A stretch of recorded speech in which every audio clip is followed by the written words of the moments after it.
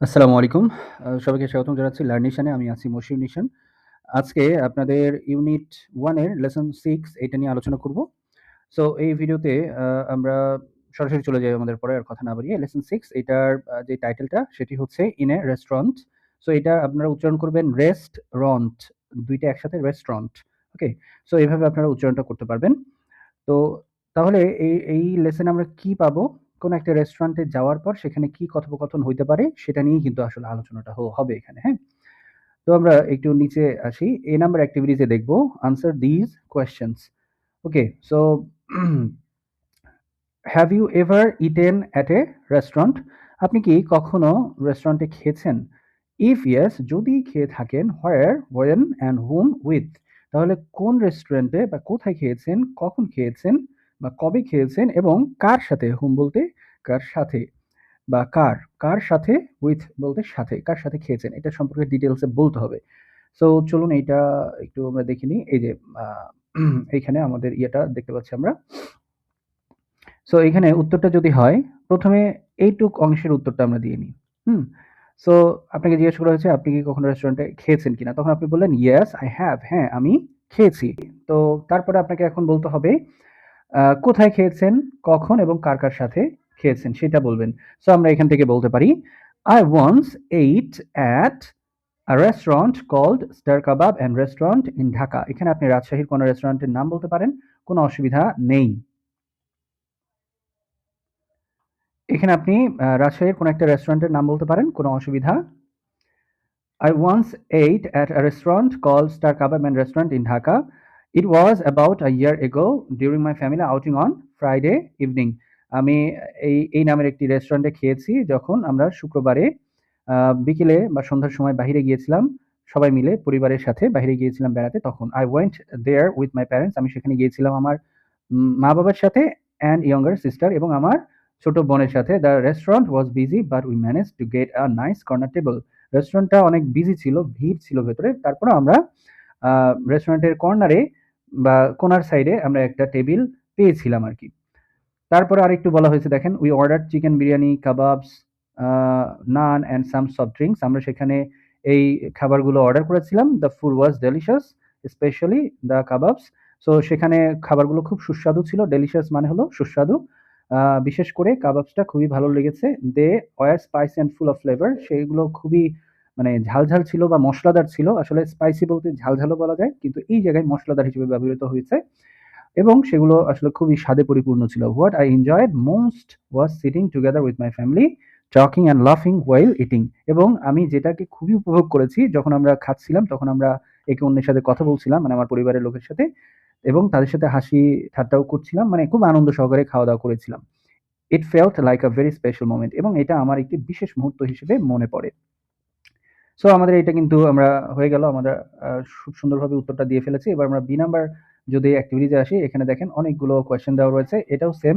এটা listen to the teacher or audio. So যেটার ব্যবস্থা নাই।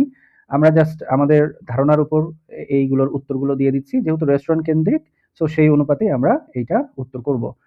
চলুন আমরা দেখে নিই। আপনারা এই যে এখানে ভিডিওটা পজ করে সবগুলো উত্তর লিখে নিবেন, হ্যাঁ? আমি পড়ে দিচ্ছি। How many people are sitting at the corner table? কতগুলো মানুষ কোণার টেবিলে বসেছিলেন? 4 people are sitting at the corner table. সেখানে ৪ জন মানুষ আ বসেছিলেন। এখানে আপনি 5 পিপল ও বলতে পারেন, কোনো অসুবিধা নাই। How many menus does the waiter bring them? কতগুলো আ খাবারের যে তালিকাটা সেটা ওয়েটার নিয়ে এসে তাদেরকে দিয়েছিলেন। The waiter brings 4 menus for them. The waiter সেই ওয়েটারটা তাদেরকে ৪ টা মেনু কার্ড এনে দিয়েছিলেন। Why does Tuhin ask for a menu? কেন তুহিন মেনু চেয়েছিল বা ওই মেনু কার্ডটা চেয়েছিল ওয়েটারের কাছে? Tuhin ask for a menu because he wants to see the list of food and drinks before ordering. Tuhin এটা চেয়েছিল কারণ সে খাবারের অর্ডার দেওয়ার আগে তো দেখতে হবে তাকে কি খাবার আছে সেই তালিকাটা দেখবে এবং সফট ড্রিংকস কি আছে সেগুলো সে দেখতে চেয়েছিল। তার জন্য সে মেনু কার্ডটা চেয়েছিল।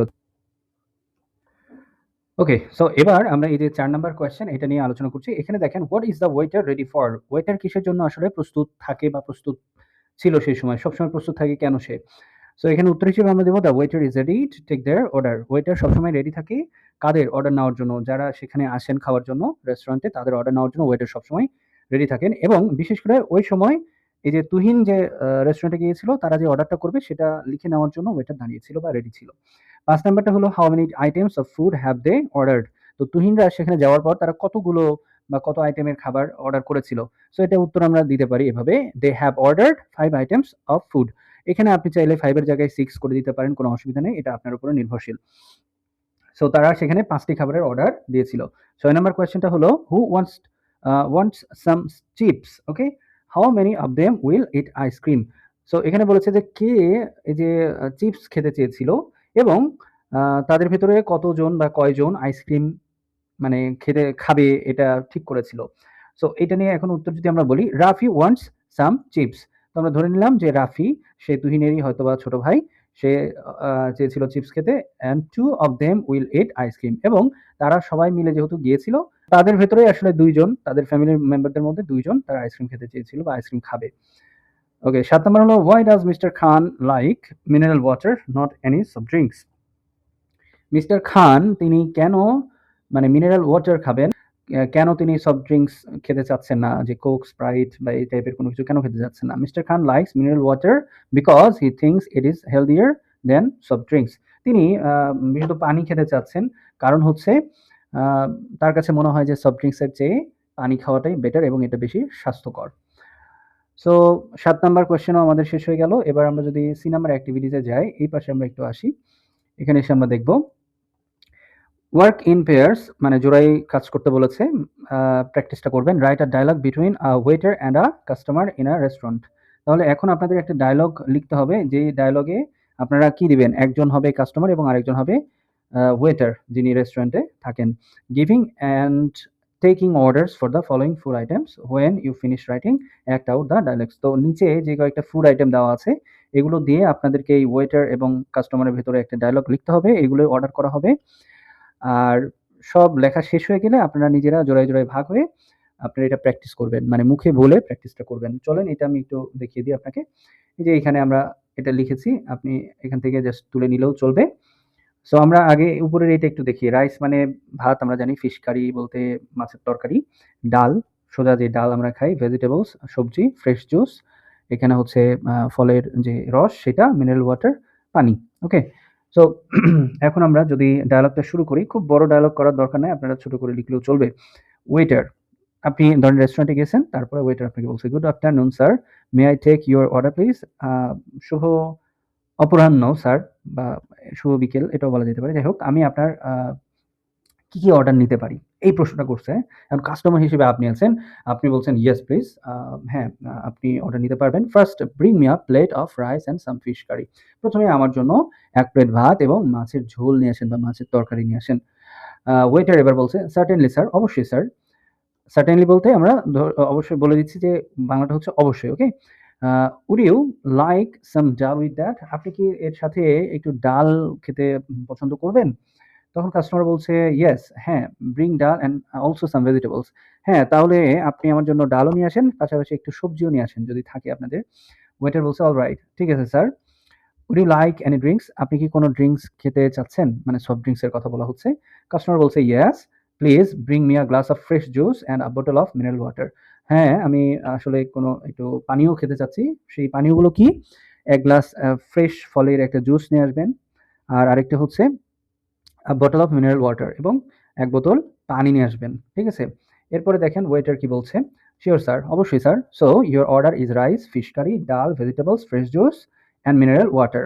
তখন এই যে এতগুলো অর্ডার যে দেওয়া হয়েছে এটাই আবার রিপিট করে ওয়েটার কাস্টমারকে শুনিয়ে দিবে যে হ্যাঁ, আপনার অর্ডার ছিল, আপনার অর্ডারগুলো হলো এটা, এটা, এটা। তখন কাস্টমার বলবে ইয়েস দ্যাটস কারেক্ট, হ্যাঁ এগুলোই ঠিকঠাক। মানে আপনি তখন সম্মতি দিয়ে দিলেন যে হ্যাঁ তুমি ঠিক বলেছো, অর্ডারগুলো লিখে নিতে পেরেছো, প্লিজ সার্ভ দেম কুইকলি। তারপরে কাস্টমার আপনি তাকে বলে দিলেন ওয়েটারকে যে একটু দ্রুত এগুলো আমাদেরকে দিয়ে যান। এবার ওয়েটার বলছে সার্টেনলি স্যার, অবশ্যই স্যার, থ্যাংক ইউ, এবং ধন্যবাদ দিয়ে উনি চলে গেলেন ওনার কাজে। সো এই যে সুন্দরভাবে আপনারা চাইলে এই অ্যাক্টিভিটিসটা, সি নাম্বার অ্যাক্টিভিটিসটা কমপ্লিট করে ফেলতে পারেন। আমি আবারও বলছি, এই যে ভিডিওটা পজ করে দিয়ে এগুলো আপনারা লিখে নিতে পারবেন। ওকে, সো সবাই ভালো থাকবেন, সবার সুস্থতা কামনা করছি। আল্লাহ হাফিজ।